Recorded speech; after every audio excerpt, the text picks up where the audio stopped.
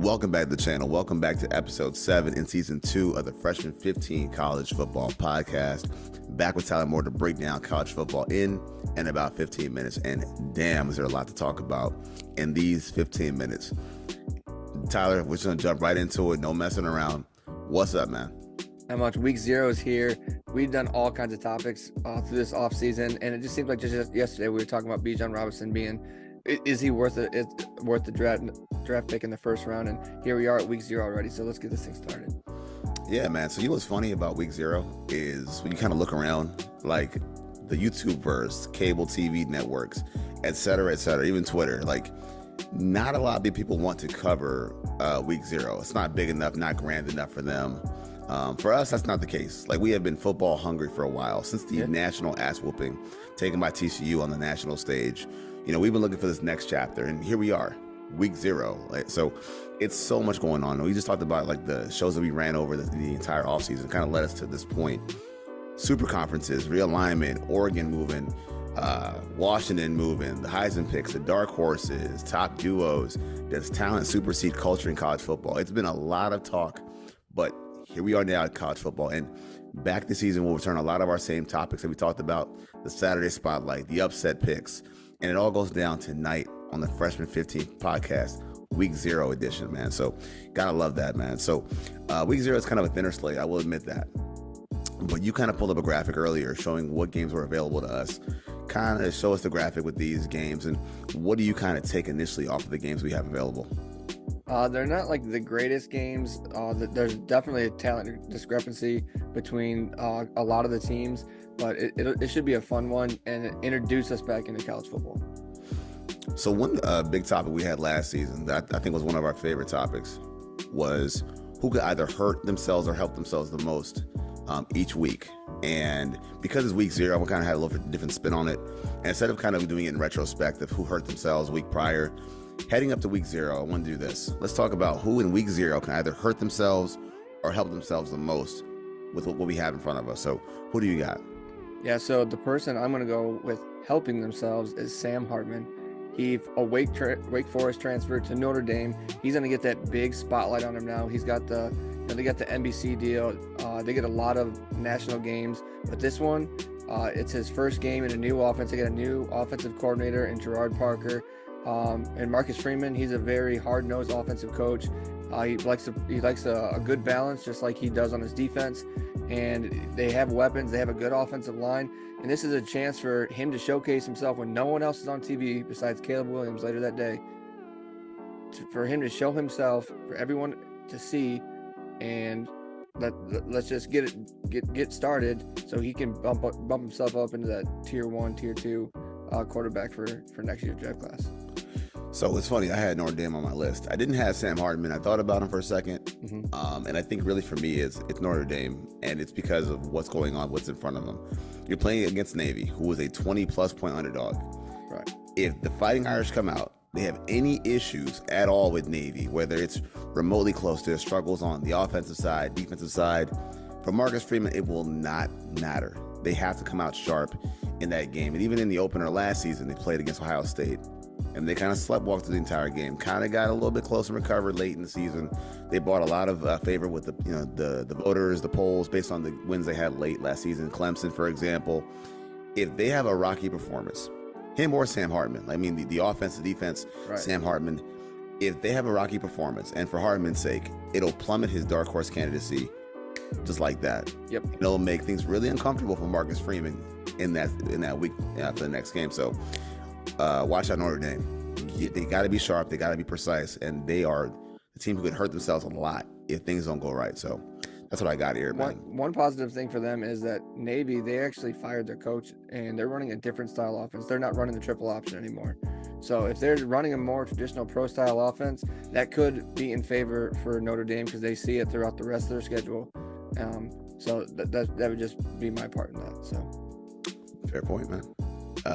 So our next topic is the Saturday Spotlight. So I'm gonna let you take the lead on this one. So for those that don't know, our Saturday Spotlight is a game that we pick on the calendar every single week, which is the game to watch, the game of the week, as we dubbed the Saturday Spotlight. So this week, who is your Saturday Spotlight? So I have the Ohio Bobcats versus San Diego State. So they played in the MAC championship last year, Ohio Bobcats, but they were missing their star quarterback. What's his name? Curtis Rorick. He actually won MAC Player of the Year with being out the last 4 games of the year with a torn ACL. He is playing. He's a dual threat quarterback. They have a good set of wide receivers. They have an awesome backfield. They bring back an offensive lineman, other offensive linemen, and he is a stud. He's one of the top quarterbacks, underrated quarterbacks. He's going to be in his senior year, and they are a high-powered offense. But what you know about San Diego State is they're a very good defensive football team. They're very consistent in that group of 5 schools. They're very consistent. They actually run a 3-3-5 formation, but they implement like. They're not set to certain positions. So like their corners can play safeties. They're going to play their best DBs, and their DBs are by far their greatest aspect of that team. So it's going to be strength versus strength. So you have a very high powered offense with Rorick playing. Like this last year, he set the Ohio Bobcat record with 537 yards passing and 5 touchdowns. So very explosive offense versus a very stingy defense who ranked 16th in the nation last year in San Diego State. So total defense, they ranked 16th. So it's going to be power versus power, strength versus strength, and it's going to be fun to watch because I think it might actually turn into a barn burner. Yeah, that's a sleeper. That's a sleeper pick. So I went a different route with this one for a Saturday spotlight. So on paper, it's not really about the teams. So I kind of say this.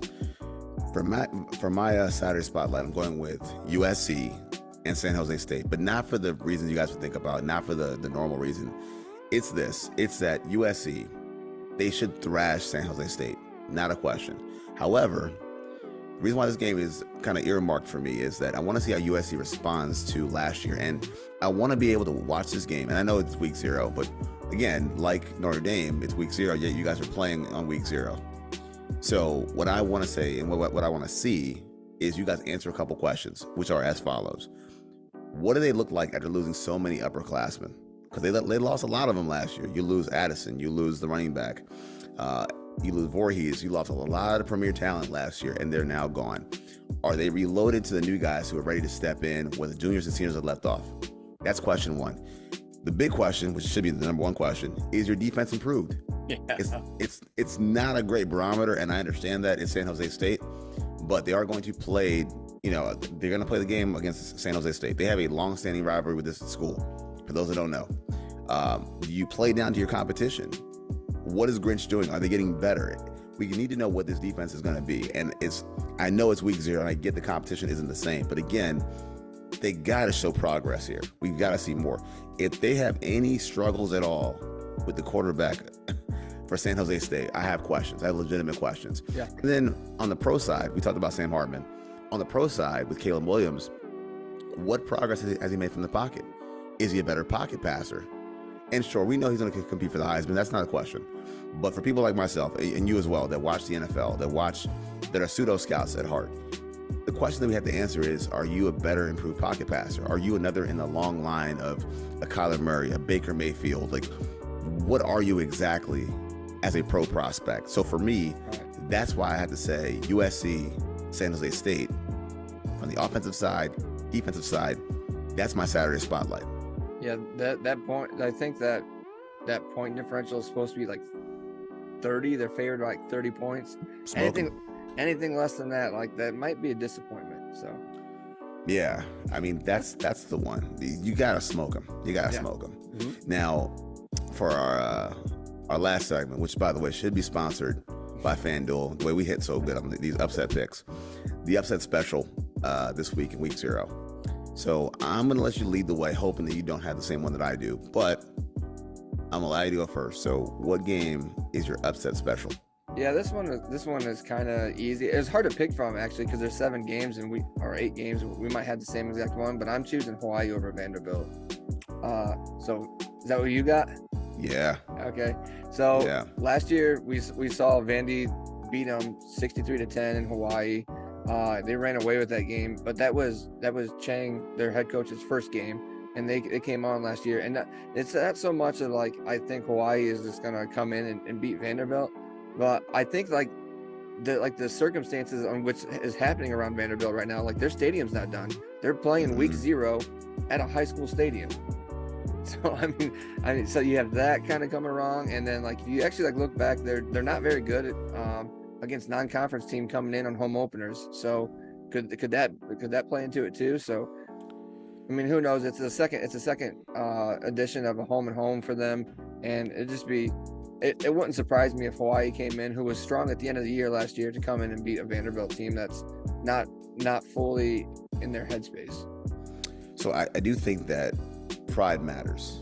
I think pride matters, proximity matters, and we have to remember we're dealing with students. These are kids that are going through adverse circumstances.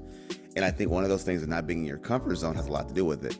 I picked Hawaii as well in this game, and I'm kind of logging in right now to my FanDuel because I put money on this one.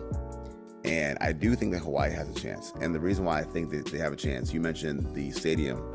Those distractions for any student, let alone a professional athlete, it makes a difference. Being comfortable in your own confines makes a big difference. The game was a blowout last year. We understand that. It was 63-10. Timmy Chang was his first game, and they had no answer. What is different, though, however, is that the quarterback in that game, Mike Wright, is now gone. Things happen. There was a bit of a controversy of who's the quarterback, who's the starter. Mike Wright is now gone. He is now at Mississippi State as a backup. Enter A.J. Swan, who has a very good arm, but does struggle with accuracy. And their top runner, Ray Davis, is now transferred and now is with the Wildcats in Kentucky. So for better or worse, the entire system now is on the quarterback as a sophomore, who I think is still about 18 or 19 years old.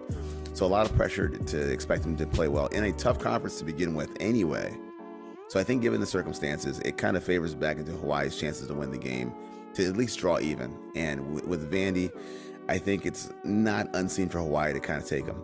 Not throwing the ball as they've been known to do, but the running game. Tylen Hines is their most explosive player. I believe he averaged 7.5 yards to carry last season, so he's a very explosive runner. I do think if you can kind of run the ball, have some explosive big plays with Hines, they got a shot to win this game. I put money on it. I know that they're a large underdog to win the game, but I'm putting money on this one, going with Hawaii over Vandy in the upset special.